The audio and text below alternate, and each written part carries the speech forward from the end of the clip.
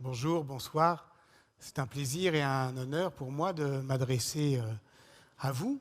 et non pas pour achever, mais pour poursuivre ces réflexions collectives sur le récit métropolitain, la manière, au fond, de le réagencer, de le réaménager pour qu'il devienne intelligible, acceptable aujourd'hui, où, effectivement, c'est comme ça, je crois que vous avez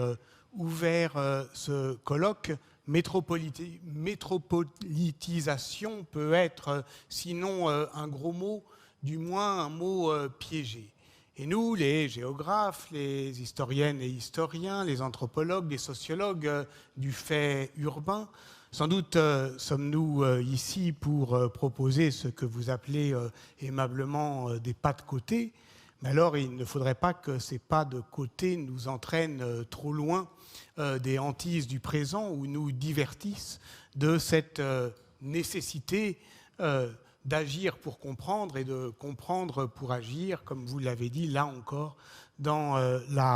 l'entame de cette rencontre. Oui, permettez-moi rapidement de présenter l'endroit de savoir et non d'expertise d'où je vous parlerai aujourd'hui. Je suis un historien de la longue durée des métropoles, dans une région qui, l'Italie, et en particulier l'Italie médiévale, a longtemps été considérée comme un pays de ville. Et parce que c'était un pays de ville, rétif, en somme, à l'étatisation de ses pouvoirs. Je suis un historien de la ville, mais je suis aussi un historien des pouvoirs. Et c'est ce rapport entre les deux que je voudrais très rapidement ici évoquer pour, encore une fois, planter le décor. Et si on partait justement de ce décor de l'Italie, de ce pays de ville qui, parce qu'il est urbano-centré, c'est comme ça en tout cas qu'on l'a longtemps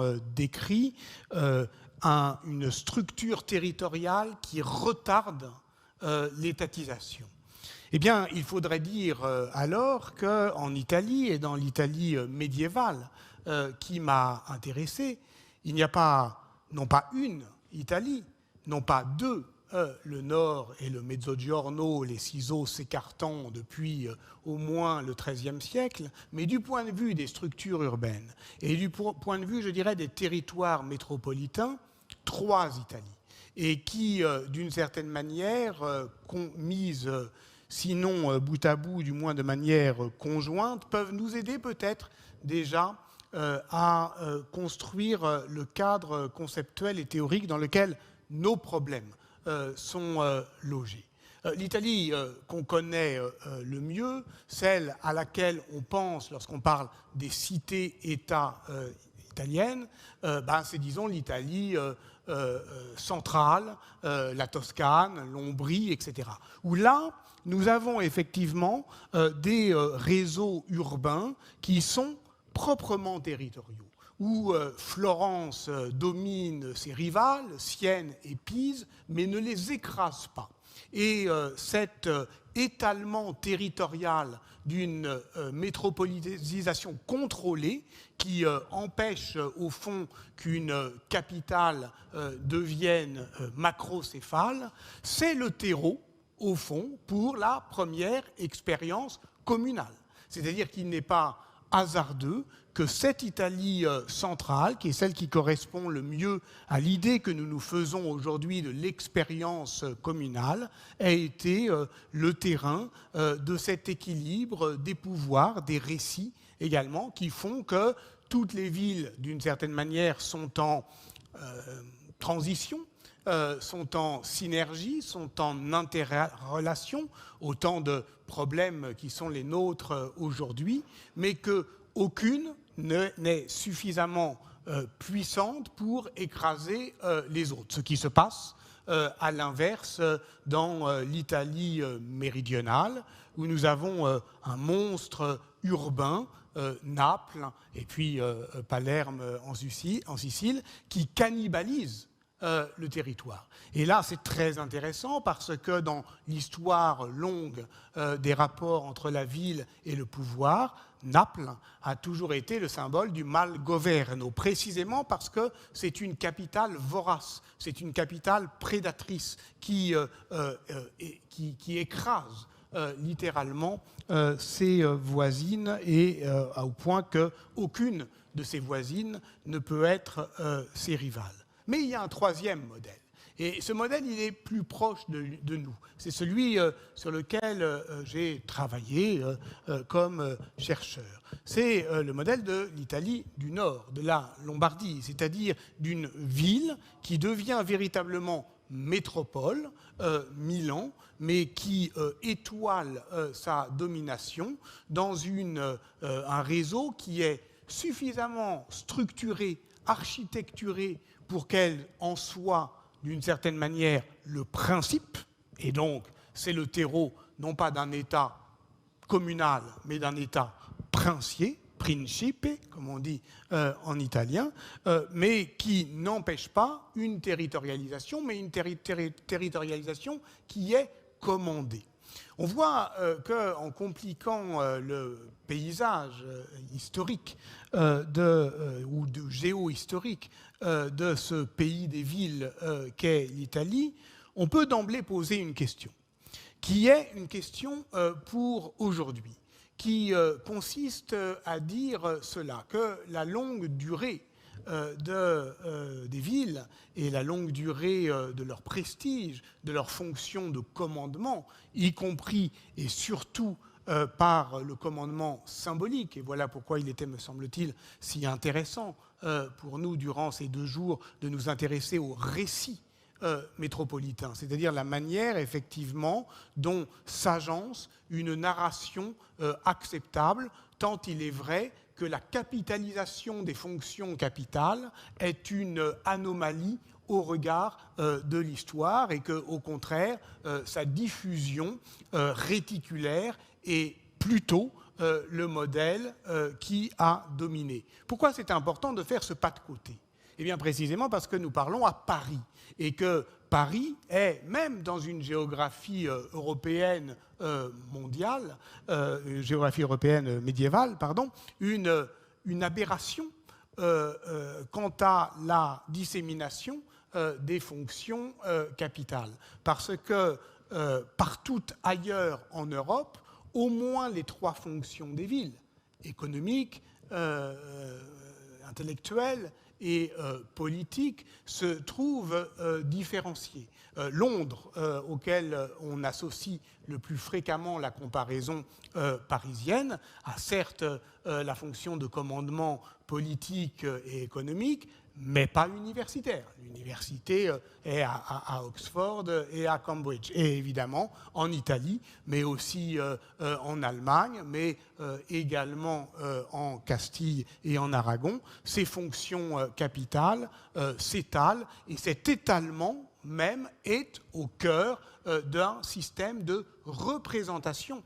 politique. Ce qu'on appelle le Saint-Empire romain germanique n'est pas autre chose que la distribution spatiale, non seulement des fonctions curiales, c'est-à-dire le fait que les princes élus ou non s'y déplacent, mais des structures de capitalité.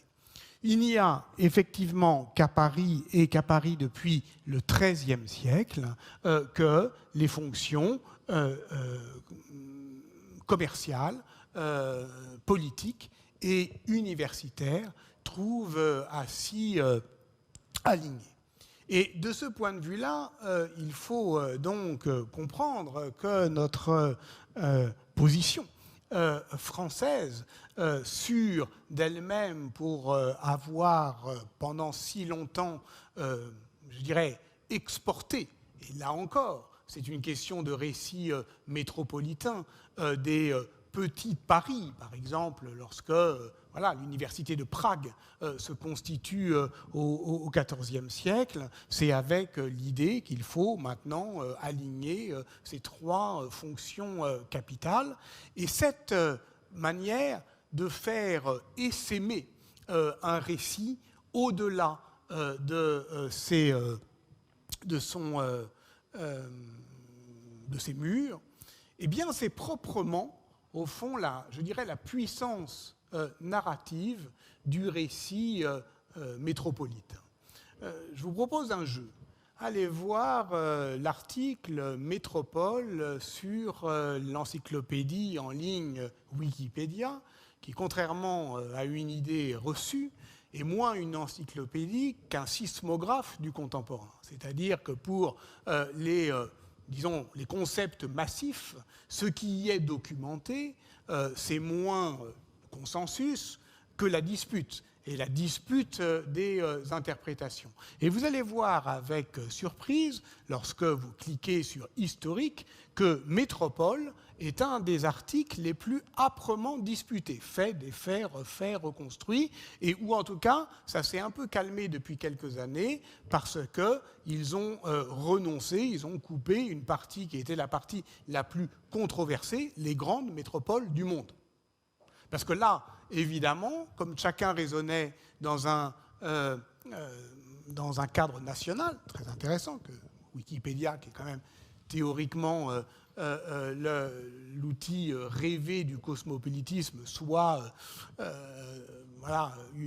toujours pensé dans un cadre national, il y avait, par exemple, pendant longtemps, 3 métropoles en Chine, mais aussi 3 en Belgique. Bon. Et donc, tout cela disons que le niveau de conflictualité sur Wikipédia a baissé depuis 2016, je crois, au moment où ils ont renoncé à ce classement. Mais c'est évidemment très intéressant, parce que ça prouve qu'au fond, cette projection, que j'appelle la projection narrative du récit métropolitain, eh bien, d'une certaine manière, elle est constitutive de la définition même de la métropole. On peut dire que la métropole est une ville qui agit sur celles et ceux qui ne la connaissent pas, qui aimeraient la visiter, et qui est, au fond, une machine à produire du désir, de la défiance, de la méfiance, de la haine, du ressentiment, tout type d'émotions politiques qui créent, d'une certaine manière, les conditions d'une géographie tantôt de l'obéissance, tantôt de la colère. Les avatars de Wikipédia sont donc le miroir des incertitudes même de notre temps long des métropoles. Et il faudrait dire quelque chose aussi, c'est que cette puissance de projection du terme même métropolitain, eh bien, il est un effet de la plus évidente, de la plus brutale, mais aussi au regard de l'histoire, de la plus puissante des manières de s'imposer à un territoire, qui est la colonisation. Il est tout à fait frappant d'oublier aujourd'hui, et aujourd'hui encore, et quand on s'étonne, ou quand on s'indigne, ou quand on s'irrite du fait que métropole puisse avoir, dans le contexte français, et dans le contexte français particulièrement, eh bien, une image qui n'est pas toujours favorable, il est frappant de constater que lorsque on s'en étonne ou on s'en indigne, eh bien, on ignore tout simplement le fait que c'est un terme du fait colonial, que la métropole est normalement le lieu du pouvoir qui domine, aussi par sa capacité de projection de récit, un territoire qui n'est pas structuré, mais qui est simplement dominé. Évidemment, ça ne date pas de l'Empire français. Bien sûr que cet Empire français, lorsqu'il se disait, eh bien, il se disait en ramenant à lui des récits plus anciens, et en particulier les récits gréco-romains, où on voulait effectivement que la capacité de projection coloniale trouve ses lettres de noblesse. Alors, dira-t-on de Marseille que c'est la cité phocéenne, en oubliant que les phocéens ont projeter des colonies. Donc à ce moment-là, les Phocéens sont la métropole et la Gaule du Sud en est la projection coloniale, non seulement à Marseille, mais à Avignon, à Arles et dans bien d'autres villes qui peuvent aussi se dire cité phocéenne. Donc cela pour dire que cette teneur coloniale de la fonction métropolitaine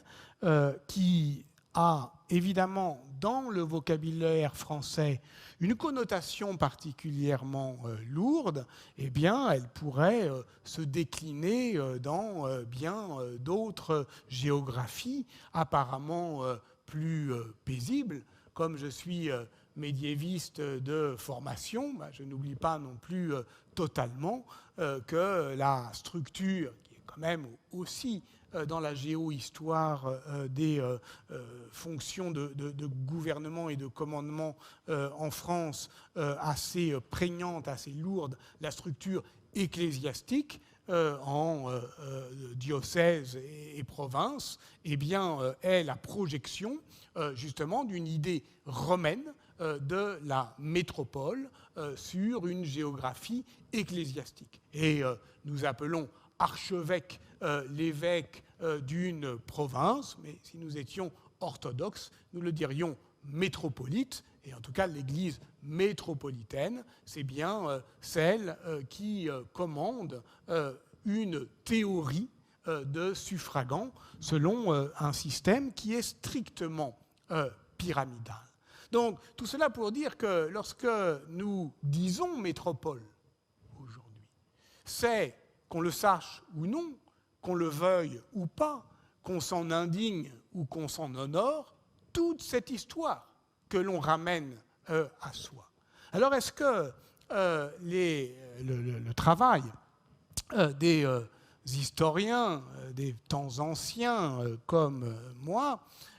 n'est que cela? Est-ce que, au fond, parlant de la longue durée des villes, est-ce que je ne fais que alourdir l'inertie, le poids de l'histoire, le fait que, eh bien, indiscutablement, inévitablement, c'est difficile de gouverner des pays si anciens où les mots pèsent leur poids d'une histoire, au fond, si lourde, et d'autant plus lourde qu'elle est, d'une certaine manière, inaperçue. Je ne crois pas. Je ne pense pas que l'histoire, la géographie, l'ethnologie, l'anthropologie, la sociologie de l'urbain ne soient que les troubles faits de la décision politique. Je ne pense pas qu'elles doivent être seulement une interminable série de mises en garde sur l'air sans cesse entonné du « c'est plus compliqué que ça ». C'est vrai que l'histoire urbaine est pour moi une discipline dans laquelle, qui est la roche-mère, je dirais, de ma formation, pour faire une métaphore géologique, mais j'ai eu régulièrement le plaisir et l'avantage de la réactiver, de la renouveler, de la mettre à l'épreuve,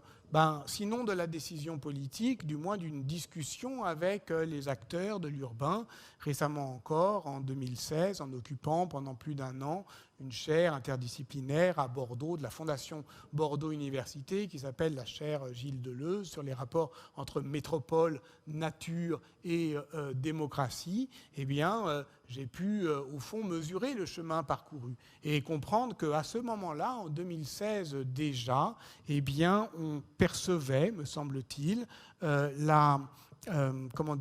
les effets pernicieux d'un discours glorieux sur la métropole. Pourquoi ? Parce qu'on en était revenu à ce moment-là peut-être à une situation à l'italienne. Cette situation à l'italienne, vous savez, c'est cette idée que Fernand Braudel, et qui est très prégnante, très puissante, je crois, y compris dans la culture politique des acteurs de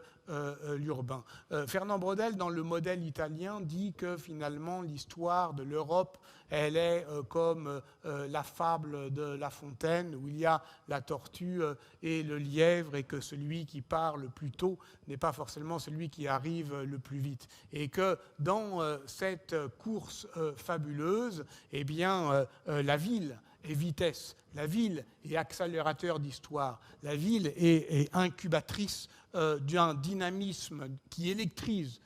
les chronologies, alors que l'État est cette tortue si lente, si lourde, si désespérément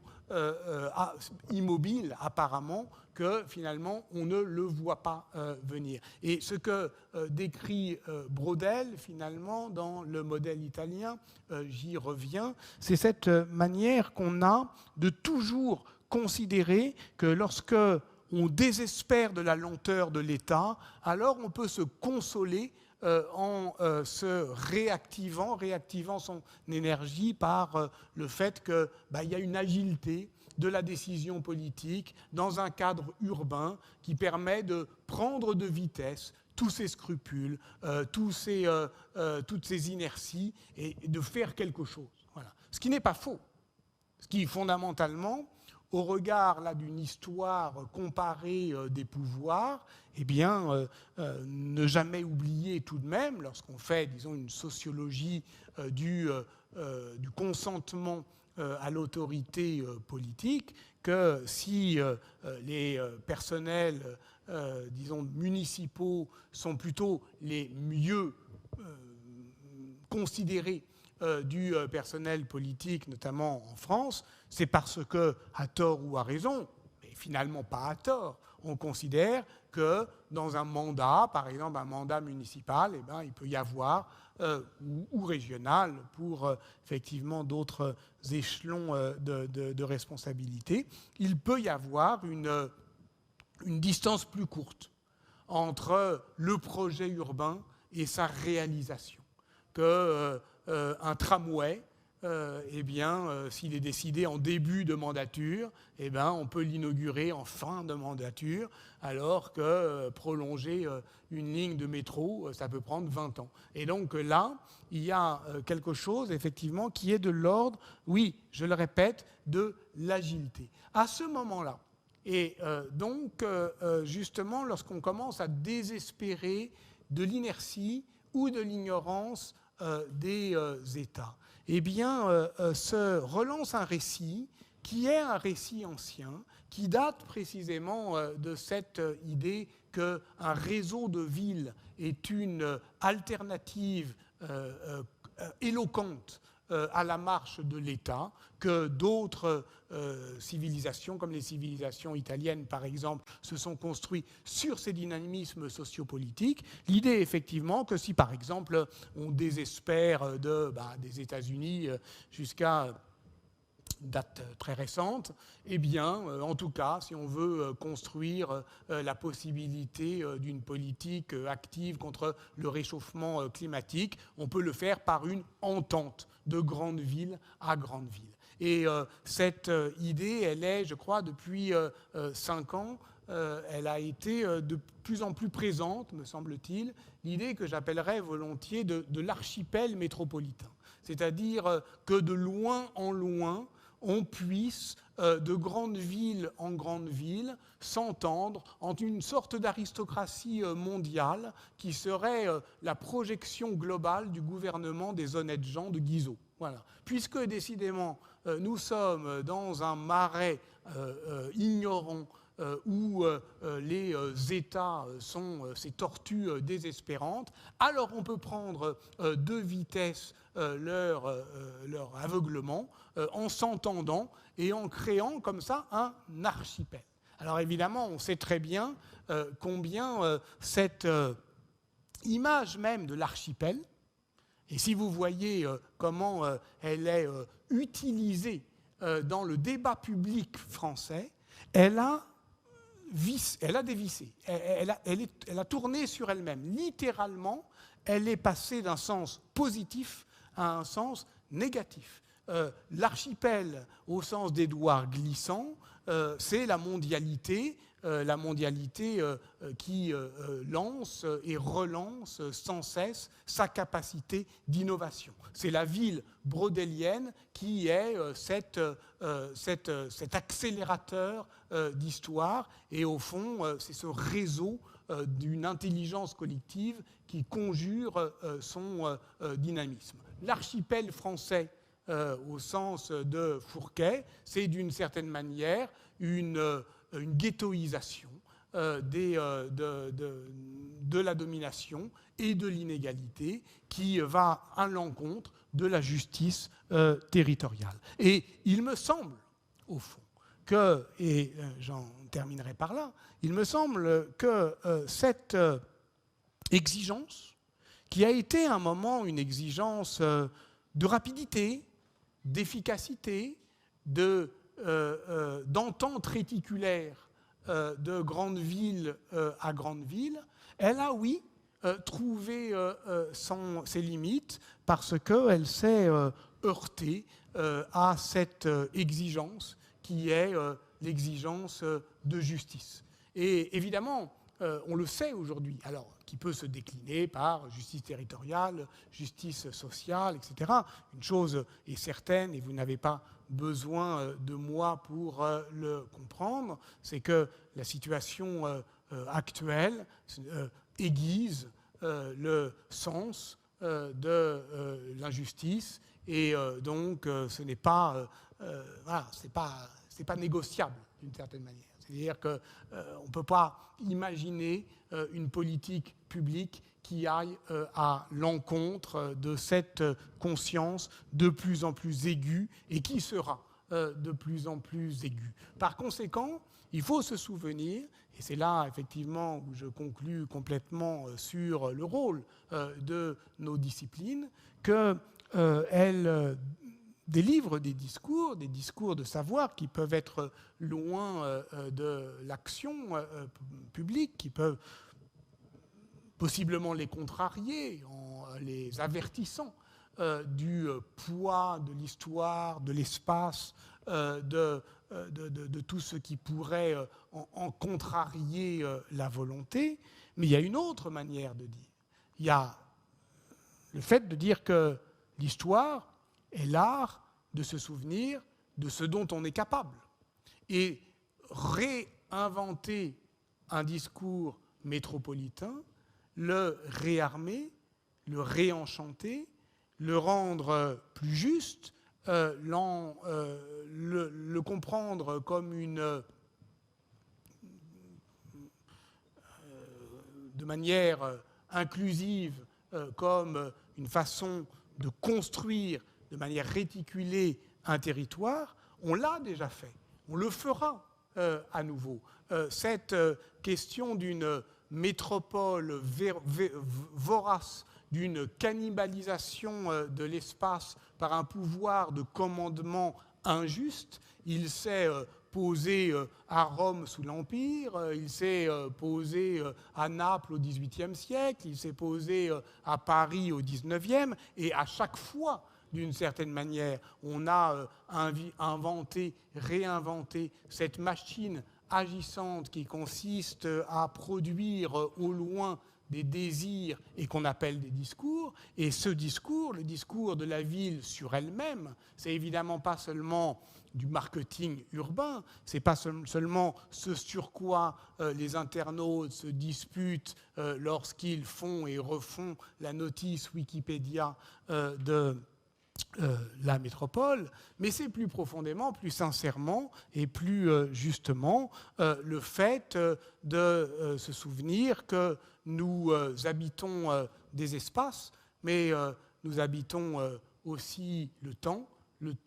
de la mémoire, et que bâtir, ce n'est pas seulement aménager le temps, c'est rendre plus accueillant, plus juste, plus équitable le temps de la mémoire, et que ces réaménagements, eh bien, ils doivent saisir le temps long de la ville, non pour en faire un frein à l'action publique, mais au contraire pour les prévenir des potentialités qui s'ouvrent depuis le passé des villes. Voilà, je vous remercie de votre attention.